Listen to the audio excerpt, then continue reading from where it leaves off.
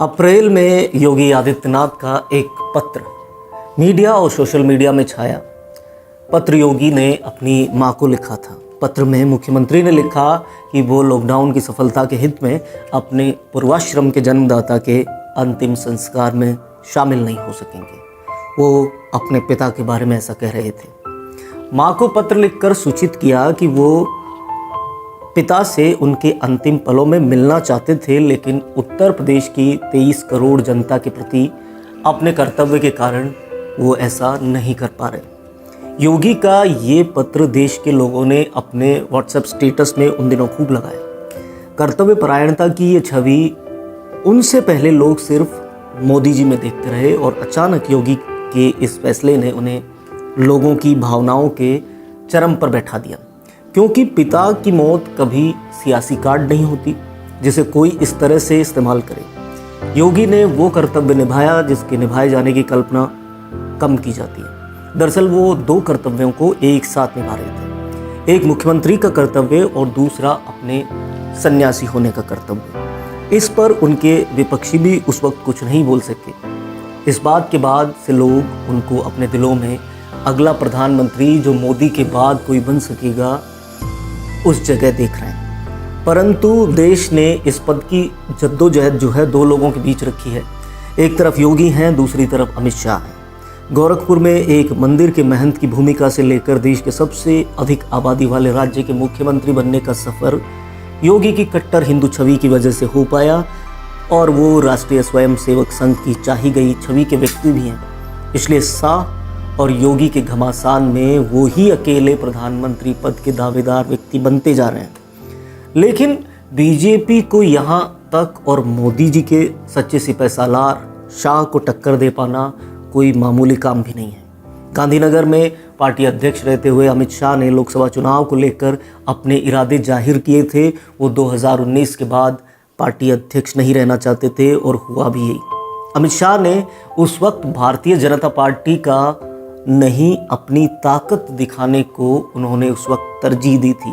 अपने नामांकन में उन्होंने केंद्रीय गृह मंत्री राजनाथ सिंह को बुलाया और चुनाव के बाद वो खुद उनकी जगह लेने वाले साबित हुए।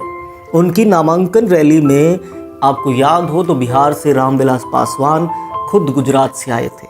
इतना ही नहीं, महाराष्ट्र से नितिन गडकरी अपना चुनाव प्रचार बीच में छोड़कर उनकी चुनावी सभा में शामिल होने पहुंचे थे। दिल्ली से अरुण जेटली को भी तलब किया गया था, वो भी वहां पर उस वक्त मौजूद थे। इसके अलावा शिवसेना प्रमुख उद्धव ठाकरे भी अमित शाह की प्रशंसा में लगे हुए दिखे, क्योंकि अमित शाह अपनी महत्वाकांक्षा के बीच अब शायद योगी को देखने लगे थे। जिस तरह से वो उभरे उसने अमित शाह के अगले आसान प्रधानमंत्री बनने के सपने के बीच अड़ंगा डाल दिया।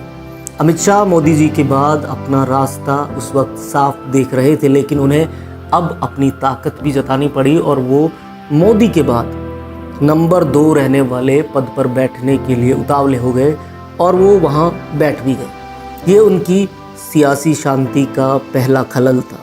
इधर योगी बनाम शाह को लोग बहुत पहले से हवा देने लगे हैं और लोकसभा से पहले खुसुर भी शुरू हो गई थी कि पार्टी अपना अध्यक्ष बदलेगी और शाह जो है वो नई भूमिका में होंगे और ये कयास जो है वो सही साबित हुआ। इधर योगी ने वही तरीका अपनाया जो मोदी ने सत्ता में आने के लिए चुना था। मोदी लाल कृष्ण आडवाणी और मुरली मनोहर जोशी जैसे बड़े नेताओं को ठिकाने लगाकर आगे निकल गए और उन्होंने मार्गदर्शन मंडल में डाल दिया।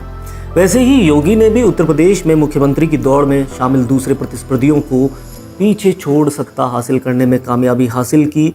कोई कह नहीं सकता था कि मनोज सिन्हा या केशव प्रसाद मौर्य को पछाड़कर वो मुख्यमंत्री की शपथ लेंगे। वो मनोज सिन्हा जिन्होंने अपने ज्योतिषी पर गुस्सा होते हुए कहा था कि आप कुछ भी बोलते हैं, मैं ही कल 11 बजे मुख्यमंत्री की शपथ लूँगा। लेकिन योगी को अगले दिन लखनऊ बुला लिया गया और मनोज सिन्हा को दिल्ली। शायद बीजेपी ने संघ की हिंदू महत्वाकांक्षा के सामने घुटने टेक दिए थे। एक और बात, योगी ने जिस तरह से उन्होंने कट्टरपंथी हिंदू होने की अपनी छवि का इस्तेमाल किया है, वो तरीका काफ़ी हद तक नरेंद्र मोदी से मिलता जुलता है। ये समानता अब उतनी नहीं है जितनी मोदी जी के मुख्यमंत्री रहते हुए थी। वो अब प्रधानमंत्री हैं, लेकिन उनकी छाया अगर आप किसी में देखना चाहें तो वो मुख्यमंत्री रहते वक्त योगी से काफ़ी हद तक मिलती थी। योगी ने अपनी हिंदुत्व की छवि को, जो उनकी राजनीतिक छवि भी है, उसे ठीक नरेंद्र मोदी की गोधरा के बाद बनी छवि की तरह भुनाया। दोनों ने ही अपनी छवि का इस्तेमाल आखिरकार राजनीतिक फायदे के लिए किया। अमित शाह लोकसभा की लिस्ट में नंबर 2 थे और राजनाथ सिंह और नितिन गडकरी तीसरे और क्रमशः चौथे नंबर पर हुआ करते थे। हुआ भी यही कि लोकसभा की जीत के बाद शाह 2 नंबर, राजनाथ सिंह तीसरे और गडकरी चौथी रैंक पर हैं। मोदी जी का एक इंटरव्यू 2024 में प्रधानमंत्री की जगह किसी और के बन सकने का इशारा करता है। ये पहले दिया गया उनका एक इंटरव्यू है। मोदी ने 2019 से 24 तक सत्ता के हस्तांतरण से इनकार किया था और सत्ता के प्रतिनिधि के रूप में काम करने को स्वीकारा, लेकिन 2024 में चेहरा बदलने की बात भी उन्होंने स्वीकार की थी। 2019 में शाह पर चुनाव लड़ने का कोई प्रेशर नहीं था, उनका राज्यसभा का कार्यकाल बाकी था, लेकिन योगी की दिन ब दिन बढ़ती हुई लोकप्रियता अब उनको बेचैन कर रही थी।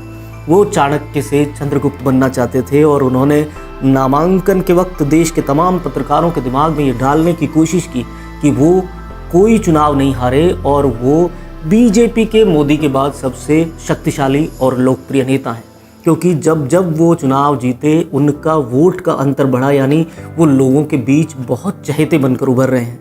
योगी के साथ एक समस्या है कि वो अमित शाह के अंधभक्त हैं, क्योंकि अमित शाह ने ही उन्हें मुख्यमंत्री बनाया था। अमित शाह ने योगी के मुख्यमंत्री बनते वक्त ये जताया था कि वो पार्टी के खिलाफत के बाद भी योगी को मुख्यमंत्री बना रहे हैं। इस लड़ाई में एक चेहरा जो संघ का चेहरा है वो है शिवराज सिंह चौहान, जो खुद बीजेपी के संसदीय बोर्ड के सदस्य भी हैं, इसलिए बेहद ताकतवर भी हैं। संघ उन्हें मध्य प्रदेश से आगे दिल्ली की तरफ सक्रिय होने का इशारा भी कर चुका है, लेकिन उनके सामने भी अमित शाह चट्टान है, क्योंकि वो भी उनके खिलाफ नहीं जाएंगे, कम से कम अभी तो नहीं जाएंगे।